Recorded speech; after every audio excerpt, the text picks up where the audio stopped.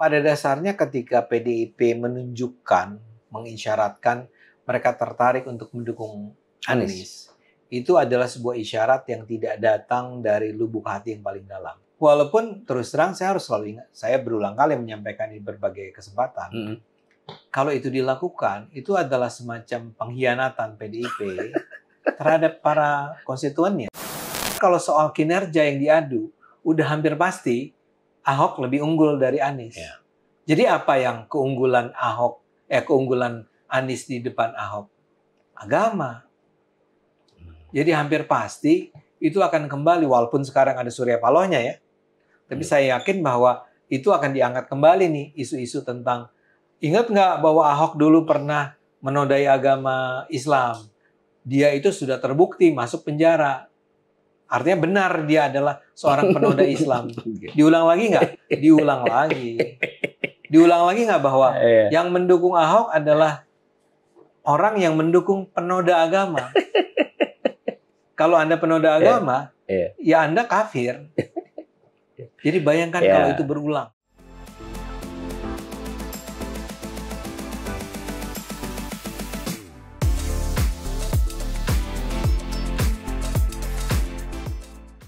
Sobat Panangan, saya kembali mengundang sobat lama saya yang sering kali masuk di dalam channel ini dan komen-komennya sangat bagus sehingga kami berharap para netizen bisa melihat perkembangan politik sekarang terkini di DKJ ya dalam rangka pilkada serentak. Nah, saya sapa dulu teman saya nih. Gimana, Bung? Kayaknya cerah pagi ini.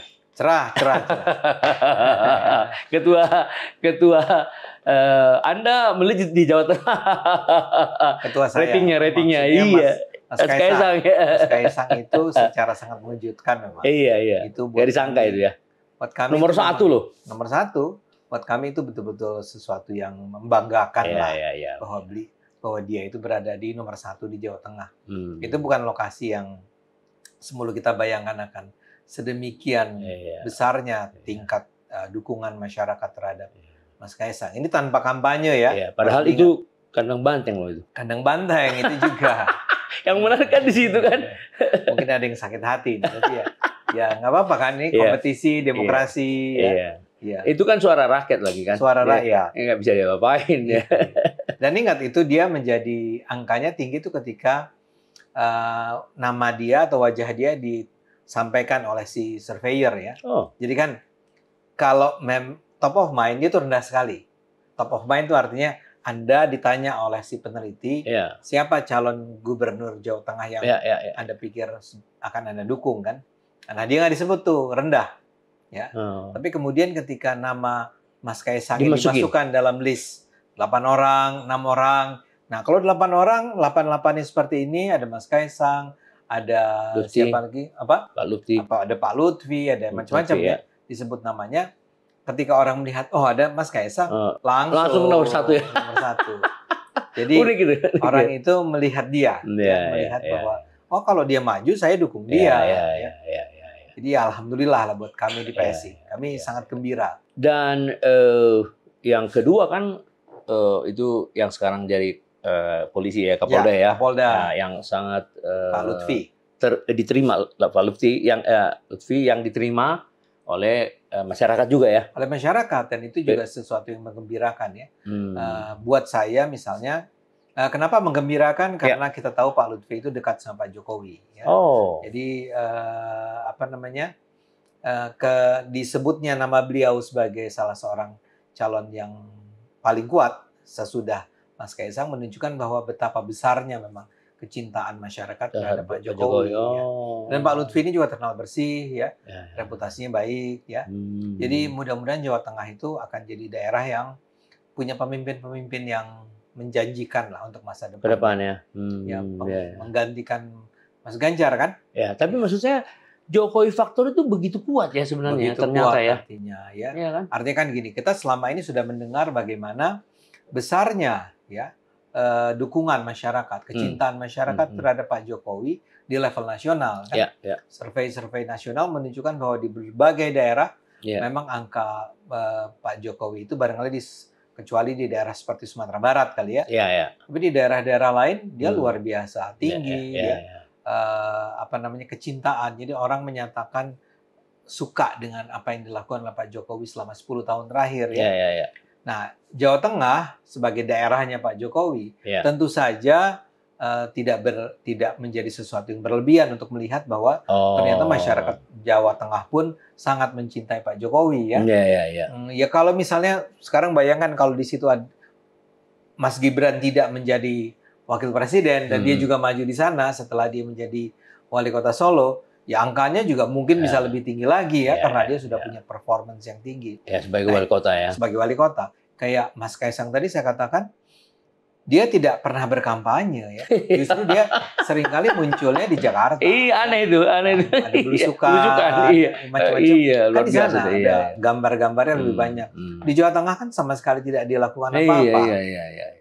Jadi ketika ternyata masyarakat menyebut nama Mas Kaisang sebagai calon gubernur yang paling mereka dukung, itu menunjukkan sesuatu yang luar biasa. Tapi kembali ke tadi, ini jelas karena kecintaan masyarakat terhadap Pak Jokowi tapi jelas juga bahwa Mas Kaisang terlihat sebagai seorang sosok yang punya kapasitas, yang bersih. Biar gimana pun bapaknya Jokowi tapi anaknya itu misalnya ugal-ugalan atau dikhawatirkan korupsi atau bermain abuse of power dan macam-macam, mungkin juga tidak akan didukung kan. Tapi karena ya kalau Gibran udah pernah menjadi wali kota Solo misalnya, orang bisa mengatakan sudah proven itu yang dijadikan reference keberhasilan dia selama 4 tahun terakhir. Kalau Mas Kaisang kan sebetulnya performance dia sebagai politisi masih sangat limited. Walaupun terlihat efek elektoralnya ketika dia jadi pemimpin PSI. Betul. Dari satu berapa jadi 3 ya kan? Tapi kan artinya orang belum melihat sebenarnya kinerja kinerja dia di dunia politik. Dia dikenal di dunia bisnis. Ya, betapapun ada bisnisnya yang gagal ya. Tentu saja sebagai bisnismen itu sih lazim terjadi ya. Tapi orang melihat bahwa wah, anak muda ini ternyata bisa diharapkan bisa memimpin Jawa Tengah ya. Jadi dia bisnismen dan kemudian menjadi pimpinan PSI walaupun masih dalam waktu yang terbatas. Jadi ya artinya saya mau bilang bahwa ini jelas pertama-tama karena Pak Jokowinya, tapi kedua adalah karena memang orang juga melihat bahwa si sosok muda ini dia bahkan kan baru 30 tahun kan? Itu sedemikian menjanjikan, yang promising. Jadi kita senang lah. Oke. Ngomong-ngomong soal impact atau efek positif dari Pak Jokowi, itu pun terjadi ya pada yang di Medan siapa namanya? Bobi. Karena apa? Itu kan mantan gubernur yang dulu kan sangat kuat gitu. Dia wali kota masih berapa tahun lah. Tapi tiba-tiba begitu disurvei lagi dia nomor 1 lagi tuh. Jadi efek Pak Jokowi lagi ya? Pak Jokowi lagi pertama. Tapi saya akan mengkombinasikannya dengan selalu efek dari performance dia selama ini juga, tentu. Jadi pertama-tama jelas, walaupun Pak Jokowi kan nggak punya hubungan darah, tapi dia adalah menantu dari Pak Jokowi. Nah, ingat ya, 5 tahun ke depan Pak Jokowi udah nggak jadi apa-apa, Jadi rakyat biasa. Jadi rakyat biasa.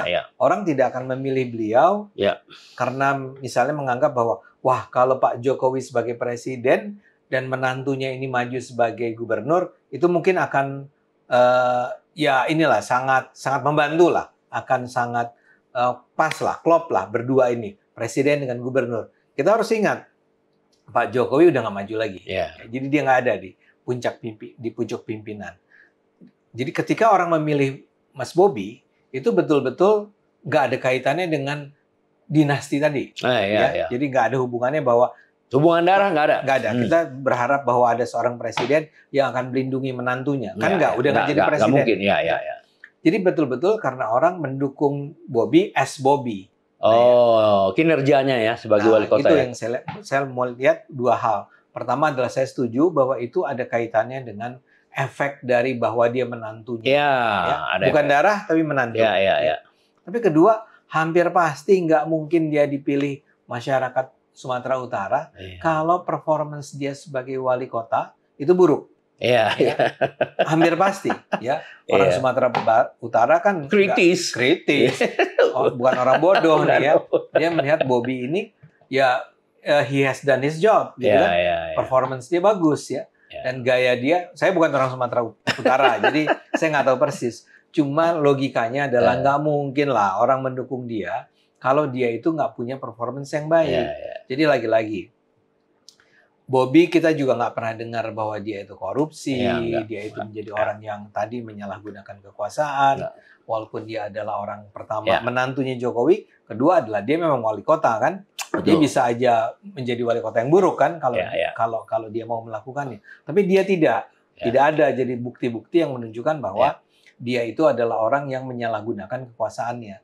Enggak, dia itu baik, dia itu pemimpin yang baik. Karena itulah orang berharap Iya, dia betul. bisa menjadi seorang gubernur. Iya, malah meningkat ya dari wali kota jadi Itu gubernur ya. naik ya. Kan baru sekali ya dia Iya. jadi Iya, wali iya, kotanya. iya, baru sekali. Baru Iya, iya.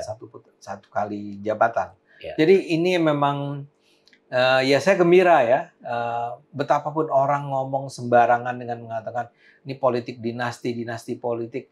Buat saya who cares? Ya enggak, who cares dong. Iya, iya. Maksud saya begini. Yang harus kita selalu pertimbangkan adalah kepentingan masyarakat luas. Ya. Kalau ada seorang pemimpin yang kemudian anaknya itu juga menjadi penerusnya, apakah itu menjadi wakil presiden, apakah itu dia menjadi seorang gubernur, tapi orang-orang ini baik semua nih.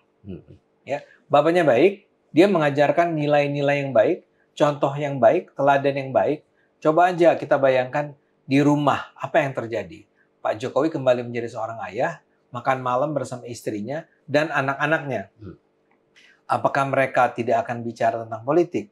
Yang saya tahu dari Mas Kaisang, mereka suka bicara politik. Oh. Ya, jadi Pak Jokowi sebetulnya meneruskan nilai-nilai dia, kecakapan dia, kemampuan dia terhadap anak-anaknya. Jadi anak-anaknya dan mungkin menantunya tadi itu mengalami proses pendidikan politik yang luar biasa. Ini kayak homeschooling gitu. Iya, homeschooling. Dia dia tidak belajar menjadi pemimpin melalui pengalaman langsung ya. Iya. Pendidikan langsung, tapi atau textbook. Bukan itu, tapi cerita. Dan Pak Jokowi itu storytelling dari bapaknya ya langsung. Dari bapaknya tentang tadi ada masalah realita ini, politik ya. Realita politiknya dan harus bagaimana menghadapinya bagaimana menghadapinya dan seterusnya ya. Nah, sekarang kenapa kita malah mempersoalkan bahwa Pak Jokowi menyiapkan anak-anaknya, walaupun sebetulnya yang saya dengar dia tidak secara khusus menyiapkan, enggak. Ya, tapi kemudian semua kondisi yang ada saling bertumbang tindih menyebabkan akhirnya dia melihat bahwa memang sebaiknya anak-anak dia itu melanjutkan posisi politik dia, gitu ya. Nah, itu kan sesuatu yang baik buat masyarakat luas. Jadi bukan hanya Jokowi pemimpin yang baik, tapi juga Gibran adalah pemimpin yang baik, tapi juga Kaisang adalah pemimpin yang baik, juga Bobi Nasution adalah pemimpin yang baik. Dan orang-orang ini di 3 daerah yang berbeda. Ya, walaupun Gibran barangkali nasional ya, dan dia masih jadi wakil presidennya Pak Prabowo. Orang-orang ini ada di Indonesia di 3 posisi berbeda. Dia akan menjadi teladan buat banyak orang di 3 daerah tersebut. Nah, ini kan menjadi sesuatu yang penting. Misalnya saja kita tahu sekarang ada begitu banyak politisi-politisi baru yang sekarang juga rame-rame kepengen jadi wali kota, jadi gubernur dan segala macam. Kan orang bisa melihat Kaisang misalnya kalau jadi ya, Kaisang sebagai contoh di Jawa Tengah misalnya ya. Bisa melihat Gibran sebagai contoh dia wakil presiden. Bobi Nasution jadi contoh Sumatera Utara ya. Gubernur Sumatera Utara.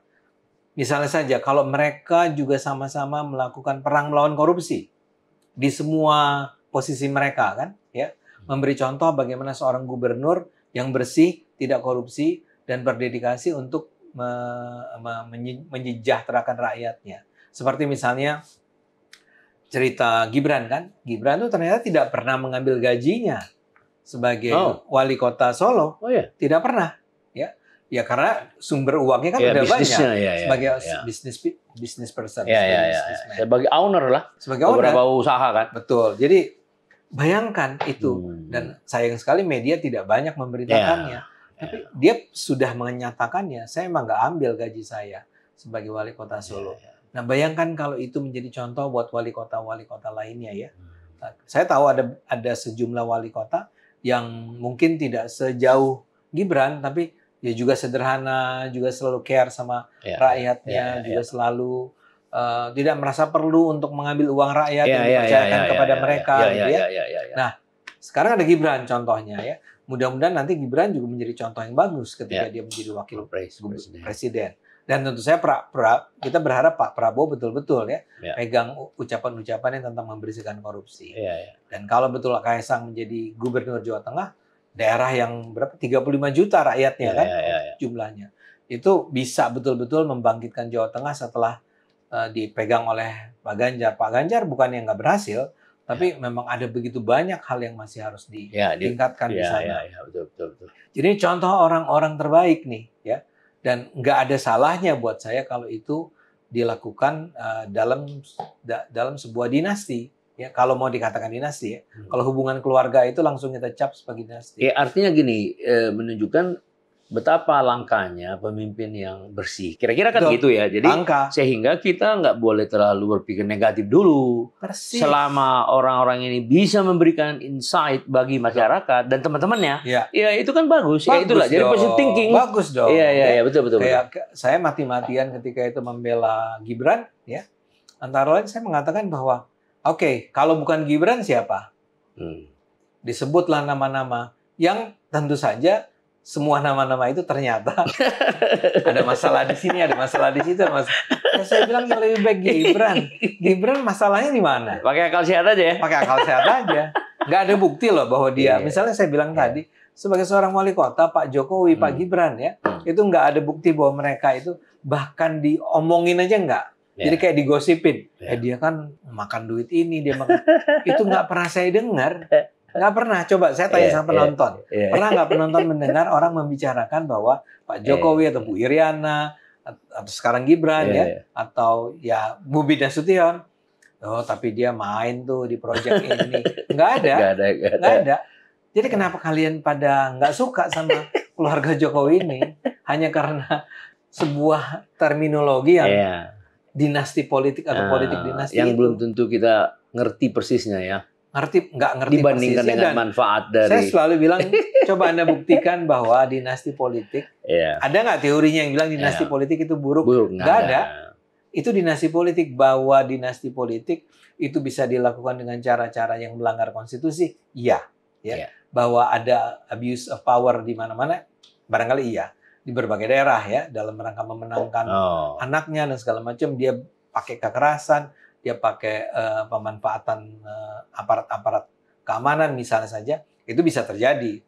Tapi dalam kasus Jokowi, ada nggak di mana dia menggunakan kekuatan dia agar anaknya menjadi seorang gubernur misalnya, dan kemudian ketika, kan melalui pemilu nih ya, ketika pemilu tuh kita tahu bahwa, oh iya pantas aja Gibran dulu menang jadi wali kota Solo, namanya juga suara lawan-lawannya dihabisi, aparat keamanannya main, KPU-nya main, macam-macam kan? Kan nggak ada cerita itu sama sekali. Sudah dibuktikan di MK. Dan sudah dibuktikan di MK. Iya kan? Iya, jadi ya udah, ya harus menerima dong. Ya udah, jangan diterus-terusin. Iya, kenyataan harus sampai diterima. Sekarang masih ada soalnya orang-orang yang terus ngomong tentang. Jadi belum move on ya. Kan ingat ada Mahkamah Rakyat. Ya. Sebuah joke yang menurut saya come on. Dan untungnya nggak ada juga yang peduli, nggak ada yang juga memberi respons terhadap acara itu yang luar biasa. Berarti kan? Masyarakat udah kritis. Udah kritis, orang udah menganggap udahlah stop ya. Kami mencintai Pak Jokowi. Anda mau tuduh apapun, keluarga ini keluarga yang kami percaya adalah keluarga yang akan membawa Indonesia ke arah yang lebih baik. Ya sudah dong, gitu ya. Tapi toh juga nggak ada yang mengatakan itu harus dilarang, itu harus atau orang-orang yang ngomong di sana itu ditangkap atau dipersulit hidupnya, nggak ada persekusi juga. Jadi, nah kembali ke tadi ya, menurut saya, ya ini semua menunjukkan bahwa ya saya berterima kasih loh sama Pak Jokowi, dia memberi contoh yang baik buat anak-anaknya, dan dia memang secara manusia nggak ada yang sempurna ya, Bung ya. Manusia memang nggak ada yang sempurna, tapi dia sudah memberikan contoh bahwa dia sudah dengan cara terbaik berusaha untuk menyelenggarakan kekuasaannya sesuai dengan konstitusi, berorientasi pada kepentingan masyarakat luas, tidak berorientasi pada kepentingan pribadi, dan itu menjadi contoh yang mudah-mudahan akan terus diikuti oleh pemimpin-pemimpin Indonesia di masa depan. Ya, saya kira ya setuju, dan mungkin itulah kesamaan dari Pak Prabowo dan beliau sehingga Betul. mereka konsolidasi. Betul. Jadi dari sampai hari ini kan kelihatan betul kemesraan mereka itu menunjukkan kesamaan visi dan misi. Benar. Iya kan? Karena nggak mungkin lah Pak Jokowi itu, ya kita tahu semua lah Pak Jokowi itu firm, jelas bahwa dia memperjuangkan Pak Prabowo dengan cara-cara yang konstitusional ya. Tapi jelas lah dia dukungannya adalah pada Pak Prabowo. Nggak mungkin lah dia akan memilih Pak Prabowo sebagai penggantinya apabila Pak Prabowo tidak memenuhi syarat, tidak memenuhi harapan-harapan Pak Jokowi tentang siapa yang seharusnya menjadi pemimpin di Indonesia. Betul. Dan itu antara lain tadi, bahwa dia melihat bahwa Pak Prabowo ini adalah seorang yang jujur, yang bersih, yang kompeten, ya, dan berintegritas, maka dia dipilih. Karena itulah kalau terjadi persahabatan antara keduanya. Itu adalah persahabatan yang lagi-lagi saya harapkan atau barangkali kita harapkan bersama itu membawa kebaikan buat bangsa ini. Saya setuju bahwa Pak Jokowi sebaiknya jangan betul-betul lepas dari dunia politik Indonesia. Dia perlu dilibatkan terus, ya. Tapi dengan adanya Pak Prabowo sebagai presiden, ya kita bisa berharap, kita bisa membayangkan bahwa apa yang dulu diperagakan oleh Pak Jokowi itu akan bisa juga dijalankan oleh Pak Prabowo. Saya yakin itu. Saya yakin. Karena 5 tahun bersama itu kan pertukaran pemikiran, pertukaran rasa. Dan Pak Prabowo tidak pernah malu-malu untuk mengatakan saya belajar dari Pak Jokowi. Saya dipersiapkan. Iya, saya dipersiap. Jadi maksud saya gini, kalau orang ini adalah orang yang haus kekuasaan, orang otoriter dan fasis lah atau apapun, nggak akan keluar tuh pernyataan-pernyataan itu, ya. Dia jelas-jelas memang. Dan itu kalau saya ngomong dengan siapa keponakannya dan seterusnya, semua mengatakan Pak Prabowo itu berada di jalan yang dia pilih, yang benar, dan dia jujur mengatakan bahwa it was affected by fakta bahwa dia bersama Pak Jokowi untuk 5 tahun. Nah, gini Bung, yang menarik juga di Jakarta, DKJ ya. Semula kan PDIP mengendorse Pak Adi Panglima, mantan Panglima ya. Dengan Anies. Kan menarik itu. Tapi tiba-tiba setelah survei dari Kompas meletakkan si Ahok nomor 2 tidak jauh beda dengan Anies. Nah, sekarang berubah pikirannya bahwa PDIP akan mengajukan Ahok. Gimana tuh? Ya, gini. Saya merasa bahwa pada dasarnya ketika PDIP mengisyaratkan mereka tertarik untuk mendukung Anies, itu adalah sebuah isyarat yang tidak datang dari lubuk hati yang paling dalam. Jadi ini adalah sesuatu yang sangat politis sifatnya, yang pragmatis sifatnya. Kalau tidak ada orang lain, ya sudahlah, kita akan dukung Anies, ya. Walaupun terus terang saya harus selalu ingat, saya berulang kali menyampaikan di berbagai kesempatan, kalau itu dilakukan, itu adalah semacam pengkhianatan PDIP terhadap para konstituennya. Oh gitu? Iya kan? Iya. Maksud saya adalah, saya ingin mengingatkan kembali apa yang terjadi pada tahun 2016-2017. Ya. Apa yang mereka lakukan, kubu pendukung Anies di masa itu, yang belum tentu sama dengan pendukung Anies di masa ini memang. Betul. Itu melakukan, menurut saya, kezaliman terhadap Ahok. Ya. Dan juga terhadap PDIP sebetulnya. Kepada Ahok kita tahulah ya bagaimana mereka menggunakan politik identitas untuk mempersekusi Ahok. Ya. Yang sampai akhirnya Ahok sendiri harus masuk penjara. Ya. Kalau saja tidak ada urusan politik saat itu, kalau saja Ahok tidak sedang maju untuk berhadapan dengan Anies ketika itu, nggak akan itu menjadi perkara besar atau terlalu besar. Gitu ya. Ucapan dia itu kan. Ya. Dan ingat ketika itu Ahok juga sudah minta maaf kok. Ya. Dia sudah menyatakan itu dan dia sudah minta maaf. Tapi karena ketika itu kondisinya adalah sangat spesifik, Ahok bertarung melawan Anies, Ya. ya. Dan Ahok ketika itu suaranya pada awalnya polling awal kan menunjukkan Ahok memang nomor 1 kan. Iya. Itu harus di spin, harus direkayasa. Ini namanya mind engineering nih ya. Cara berpikir kita juga di engineer. Iya. Membuat orang tuh percaya bahwa Ahok itu memang menista agama. Ya. Dan ketika itu kita harus ingat tidak ada pihak lain, tidak ada pemuka-pemuka Islam yang otoritatif yang berani untuk membela Ahok. Oh. Ada, tapi hanya sedikit ya. Yeah, Saya ingat Pak Ahmad Syafi'i Ma'arif tuh konsisten ya. Cuman dia tuh siapalah dia kan cuma satu orang, bukan juga seorang yang populer di tengah masyarakat. Akhirnya kena kan, ya. Dan itu membekas dan itu sampai sekarang dipercaya oleh orang-orang Islam, even the middle class, ya. Nah, yang ingin saya katakan adalah bahwa itu adalah sesuatu yang sangat menyakitkan sebetulnya buat Ahok. Ya. Tapi bukan hanya buat Ahok, tapi buat masyarakat luas juga. Waktu itu sebenarnya terjadi perpecahan yang luar biasa, ya. Dan itu dengan sengaja dikapitalisasi oleh kelompok pendukung Anies waktu itu. Yang misalnya kalau Anda masih ingat gimana orang tidak boleh dikatakan jangan disolatin kalau dia pendukung Ahok kan, karena dibilang itu kafir. Nah, itu kan luar biasa memecah. Tentu saya juga akhirnya menghancurkan, menjatuhkan nama PDIP. Karena itu waktu itu PDIP justru termasuk ketika di lapangan, karena saya pendukung Ahok waktu itu ya, kita tidak merasakan semangat yang luar biasa dari para pendukung PDIP. Karena mungkin karena posisi mereka agak dilema, betul kan? Buah si malakama. Jadi mereka nggak fight sebetulnya untuk Ahok. Dan itu antara lain yang menurut saya menyebabkan akhirnya jarak suara Anies dan Ahok tuh sangat signifikan. Kan? Jadi pernah ada masa lalu yang pahit sekali. Dan kalau sekarang ternyata PDIP mendukung Anies, ya. Kalau Anies.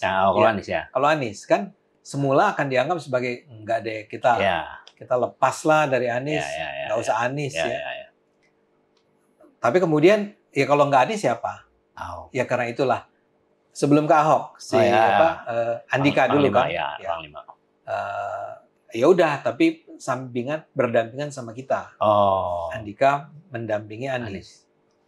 Tapi ketika ternyata suara Ahok survei tinggi, ya. Mulai nih muncul lagi ide tentang ya kenapa enggak kita majukan aja nama Ahok ini ya sebagai seorang kontendernya Anies ya. Ya angkanya kan nggak terlalu jauh-jauh amat, 3932 kalau nggak salah. Iya. Pokoknya nggak jauh lah. Ya nggak terlalu jauh, artinya kalau ada effort bisa lah. Ya. Masih bisa. Putaran kedua bisa. Ya apalagi kalau Jadi menarik ya. Jadi menariknya adalah bahwa sekarang memang PDIP mulai mempertimbangkan kembali Ahok untuk maju. Tapi itu adalah apa yang dilakukan PDIP yang menurut saya, kalau saya pribadi mengatakan bahwa karena saya adalah orang yang terlibat terus dalam perang melawan anti pluralisme, anti intoleransi. Buat saya pengalaman 2016-2017 itu sangat menyakitkan. Ya. Itu nggak terbayang oleh saya bahwa orang Jakarta tuh bisa sedemikian, maaf ya, tanda petik barbarik lah. Ya. Buat saya tuh mengenang kembali bagaimana kelompok-kelompok Islam itu berada di lapangan, di masjid-masjid, di pengajian-pengajian itu mencemooh, menyerang, menghina gitu ya. Orang-orang Kristen, orang-orang Tionghoa, PDIP atau Ahok dan seterusnya. Buat saya itu never again. Jangan lagi lah ini kita lakukan. Nah, dan itu mungkin sekali kembali terjadi kalau pertarungannya adalah Ahok melawan Anies. Head to head gitu ya. Head to head. Dan sangat mungkin head to head.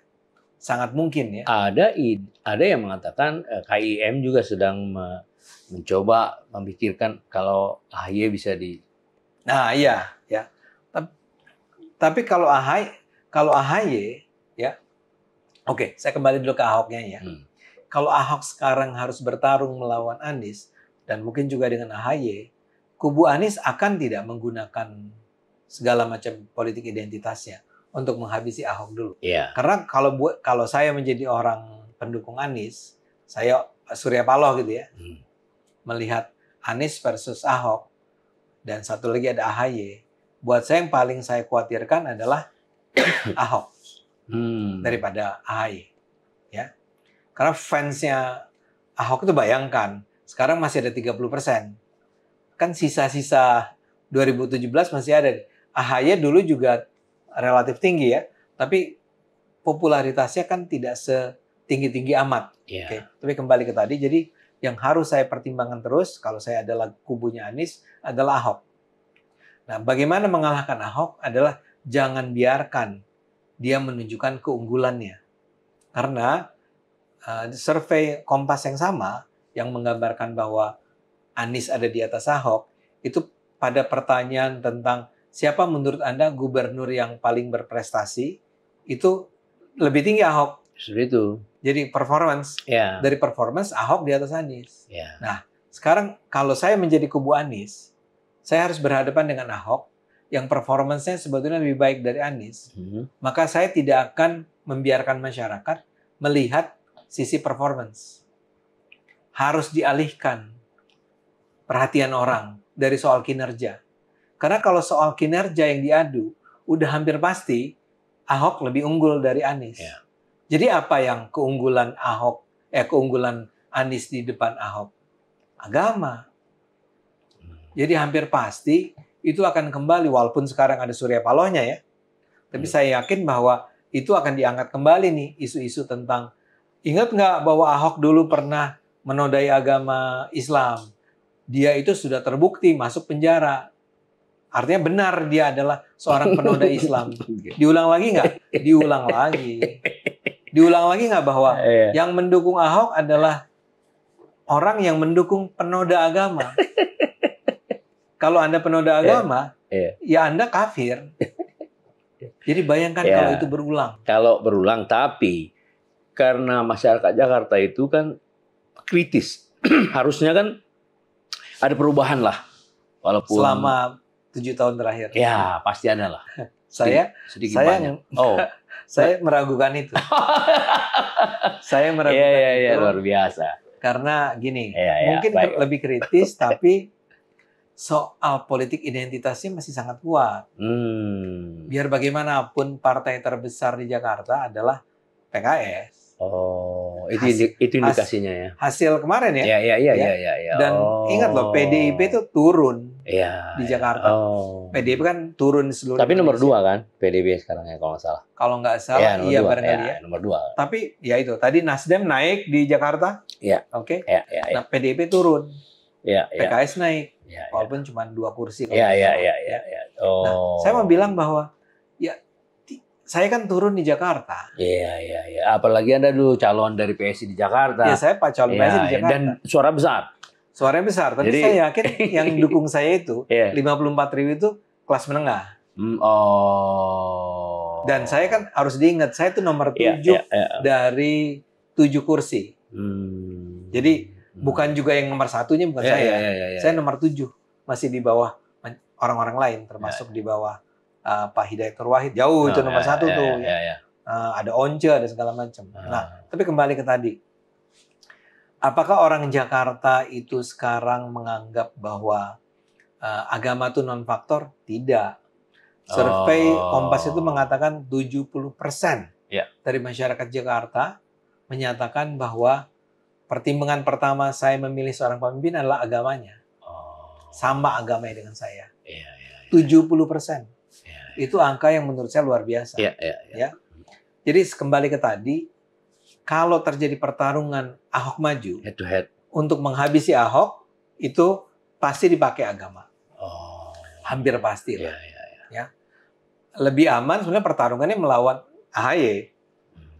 Karena kalau AHY yang maju, apalagi didukung Kim, ya kan nggak mungkin lah pakai agama lagi. Iya, enggak. Tapi ini kan kalau kita bicara 3 tahap, harus ada 2 putaran kan? Iya. Atau kemungkinan besar akan ada 2 putaran. Iya. Maka pertama-tama akan dipakai dulu untuk menghabisi peluang Ahok, karena angka Ahok jauh lebih tinggi. Oke. Nah, cuman kalau 2 putaran, misalnya ada Anies, Ahok, dan AHY, saya menduga yang lolos ke putaran kedua, ya tetap Anies dan Ahok. Oh. Pendukung Ahok itu luar biasa. Luar biasa loyal, fanatik. Saya kasih contoh. Saya beberapa seminggu yang lalu atau 10 hari yang lalu buat video yang mengatakan kalau Ahok ketemu Anies, menurut saya Anies hampir pasti menang. Itu video saya ya. Saya diserang luar biasa oleh pendukung Ahok. Saya dibilang tidak objektif, tidak jujur, sudah terbeli, sekarang mendukung pengusaha, bla bla bla. Hal-hal yang menurut saya nggak masuk akal. Ini argumennya kemana sih? Saya cuma bilang bahwa kemungkinan besar nih, hampir pasti saya bilang, hampir pasti kalah Ahok. Maksud saya, ya kalau kalah ya jangan majuin Ahok. Tapi kan kalau PDIP sekarang menganggap, oh Ahok lumayan nih, kita bisa kerjain nih. Itu juga menarik.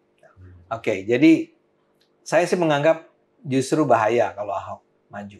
Tidak sehat buat kita semua untuk melihat pertarungan antara.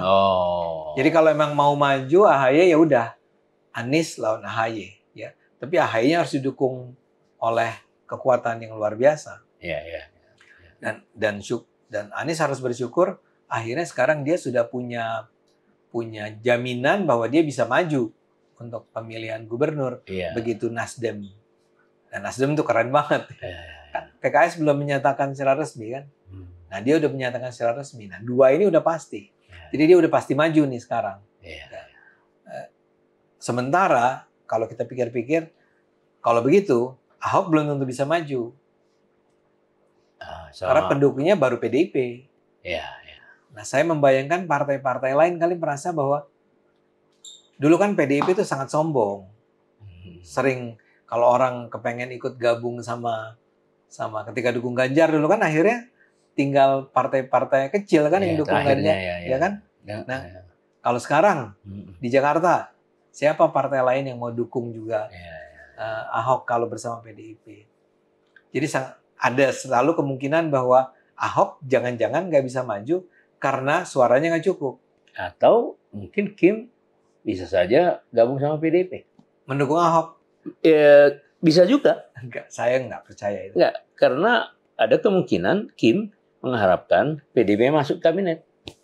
Oh, ininya tawarannya. Oke. Tapi kalau Kim mendukung Ahok sih menurut saya sih enggak. Oh gitu. Berarti Kim mendukung Anies. Nah, itu lebih menarik. Itu lebih menarik menurut saya. Tapi kalau Kim mau memajukan ya Anda udah menyebut satu nama tadi ya. Ya, tentu kan gini, Kim kan akan melihat kenapa PKS belum dibuka tawarannya. Tentu karena menunggu PDIP. Ini kita bicara psikologi nih. Karena PKS, kenapa Anda bilang PKS? Belum dibuka tawaran untuk masuk kabinet. Karena menunggu PDIP. Karena di Kim, Prabowo tuh melihat semakin bersatu pemimpin, semakin bagus memuluskan semua program-program. Jadi quote unquote, kalau PDIP sudah move on, saya melihat Kim lebih suka PDIP. Kim lebih suka PDIP. Ketimbang PKS. Tapi tidak akan memajukan Ahok. Belum tentu dengan adanya persamaan kepentingan ini nanti akan bisa dibicarakan gitu loh. Soal nanti jadi Ahok yang keluar atau Ahok jadi wakil, misalnya kita nggak tahu juga nih kan ya. Itu misal kan. Tapi kalau saya percaya tidak akan ke Ahok. Ahok itu terlalu berisiko. Dan ingat ketika 2017-2016 ini kan cuma pemilihan Jakarta. Tapi gara-gara pemilihan Jakarta itu saya aja kena. Saya kan bukan orang Jakarta. Tapi karena saya menyatakan dukungan terhadap Ahok, saya juga dihajar kan. Nah, kalau sekarang Kim mendukung Ahok, ya kalau Ahok yang menang masih lumayan. Masih lumayan tuh kalau dia menang. Kalau enggak, kalau dia kalah, udah dicap kafir, udah dicap dan yang dicap kafir bukan cuma Ahok ya kan, partainya dong. Itu yang saya katakan tadi. PDIP aja waktu itu dukung Ahok dengan setengah hati. Saking dia takut juga kalau sampai PDIP-nya juga kena. Enggak loh, kita cuma dukung sebagai sebuah partai pendukung, tapi kita enggak sepenuhnya menjadi pengkampanyenya Ahok, misalnya begitu. Jangan-jangan PDIP mendukung Ahok juga pengen melirik kabinet. Kita nggak tahu juga kan. Iya, tapi saya nggak jam. Ya. Saya merasa kalau mereka memang mau masuk ke kabinet, itu tidak di Ahok. Tidak dengan jalurnya itu jalan masuknya tidak melalui Ahok. Tapi saya nggak tahu apa. Cuman karena berdekatan, gitu loh. Karena berdekatan kan November pelaksanaannya kan. Iya. Iya. Nggak, saya setuju. Argumen tentang PDIP mau ditarik masuk ke kabinet, saya setuju. Tapi kalau jalan masuknya melalui Ahok, saya nggak percaya itu terjadi. Iya, saya tidak mengatakan juga persis kayak gitu. Iya. Tapi ada konektivitasnya. Mungkin. Iya kan. Nah, jadi ya tentu survei-survei juga akan memperlihatkan ini gitulah. Iya. Karena Anda mengalami langsung ya kan. Saya kan hanya mengamati 2016-12. Jadi saya mungkin lebih agak sedikit berjarak kan. Iya. Anda bukan menakutkan. Parah. Anda bukan takut, tapi Anda punya keyakinan nggak ada perubahan dalam soal pemilihan yang dipengaruhi oleh agama. Benar nggak ya? Nah, iya. 70%. Nah, jadi dengan asumsi itu, Anda akan mengatakan ya nggak akan jauh lah bedanya dengan 2016-17. 2016-2017, pendukung Ahoknya itu sangat Spartan. Ya, di luar yang PDIP tadi ya. Tapi kalau di konstituen, iya, juga sama Spartannya. Sekarang bahkan itu udah meredup. Ya, betul. Dibandingkan 2016. Udah pasti. Udah meredup, ya. Jadi Ahoknya sendiri udah meredup, tidak se-strong seperti 2017. Sementara kubu Aniesnya mungkin akan menghalalkan segala cara untuk bisa memenangkan pertarungan. Kalau lawannya Ahok. Makanya kalau lawannya adalah orang lain. Ya, misalnya Andika tadi, misalnya ya. Misal Andika dimajukan oleh Kim, misalnya. Ya. Atau siapa tadi? AHY dimajukan oleh.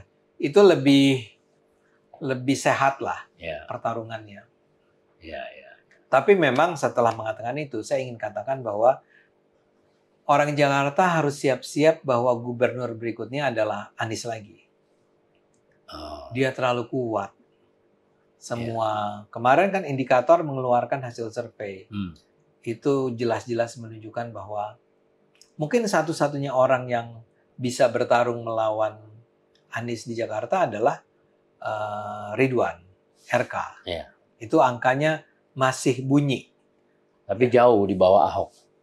Tapi kemarin itu enggak sih kalau nggak salah. Saya lupa. Agak jauh. Ya. Jadi lebih dekat Ahok ke Anies daripada Ridwan Kamil. Dan kelihatannya sudah hampir pasti Golkar tidak akan mau merugikan dirinya. Iya. Karena dia ingin menguasai Jawa Barat dengan 50 juta penduduk. Persis. Di Ridwan terlalu menjanjikan di Jawa Barat itu. Iya. Kalau saya jadi Ridwan juga saya akan melakukan hal yang serupa dan daripada Golkar saya bertaring di Jakarta. Betul. Kecuali Anda menjanjikan sesuatu yang luar biasa ya. Iya, betul. Kalau enggak sih ya mendingan gue di Jawa Barat. Ya, kurang lebih Golkar juga punya rasionalitas begitu kayaknya. Nah, karena itu menurut saya, ya kecuali tadi faktor Ahok itu bisa diatasi, bisa diselesaikan persoalan-persoalannya, hampir pasti Anies yang menang di Jakarta. Itu harus kita realistis melihatnya. Kita objektif aja, kita jujur mengakui bahwa, saya mungkin nggak suka sama Mas Anies, sama Habib Anies ini, tapi ya dia suaranya paling tinggi, mau diapakan. Ya, jadi bisa dikatakan dinamika politik masih akan kita lihat kan ke depannya ini bagaimana soal proses pemilihan ya. Tadi Anda bilang bahwa kemungkinan Kim dukung Anies ya. Kim akan melihat pemerintahan Prabowo ini kan sukses apabila sukses di Jakarta juga. Ya, jadi artinya Jakarta akan diperhitungkan sebagai basis untuk membuat program-program itu bisa jalan, benar nggak? Nah, jadi sebagai Kim yang punya cara pandang seperti itu, dia akan melihat survei-survei ini gitu loh. Nah, karena itu lebih mungkin dan akan mempertimbangkan apa yang Bung Ade yang sampaikan tadi soal di dalam survei-survei itu dia akan lihat tuh. Mungkin jadinya memang lebih menguntungkan buat Kim untuk mendekat ke PKS dan Nasdem untuk mendukung Anies daripada ke Ahok menurut saya ya. Jadi dia tetap berada di in control terhadap si gubernur. Saya nggak tahu tapi saya bukan politisi yang seberpengalaman itu. Iya, iya. Ini kan saya sebetulnya kombinasi antara saya aktivis, tapi saya juga sekarang jadi politisi. Iya. Jadi pertimbangan-pertimbangan aktivis saya masih sering Masih lebih kuat. lebih Ya. kuat. Ada profesional.